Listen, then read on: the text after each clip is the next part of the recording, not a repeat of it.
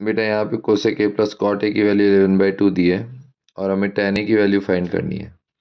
अब देखो हमें पता है cosec square A minus cot square ए की वैल्यू 1 होती है, ट्रिग्नोमेट्रिक आइडेंटिटी होती है।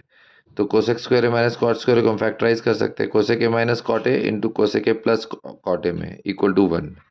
Cosec A plus cot A की वैल्यू बेटा क्या है 11/2, तो इसकी जगह 11/2 पुट किया, तो इसका मतलब 2 इस तरफ जाएगा 11 नीचे, मतलब कोसेक ए माइनस कॉट ए की वैल्यू हो जाएगी 2/11। ठीक है, इसको सेकंड इक्वेशन बोल दिया, इसको फर्स्ट। अब फर्स्ट में से सेकंड इक्वेशन को माइनस करो, तो ऐसा करेंगे तो अपने पास 2 कॉट ए का टर्म आएगा 11/2 माइनस 2/11। फिर एलसीएम लिया, तो एलसीएम लेने पे नीचे 22 आया, इधर 121 माइनस 4 मतलब 117/22 आया। अब ये 2 कॉट ए के इक्वल है, तो इसे 2/tan ए लिख सकते हैं। अब tan को इधर क्रॉस मल्टीप्लाई कर दो, 22 इधर जाएगा और 117 नीचे आएगा, मतलब tan ए की वैल्यू क्या हो जाएगी बेटा 44/117। ओके।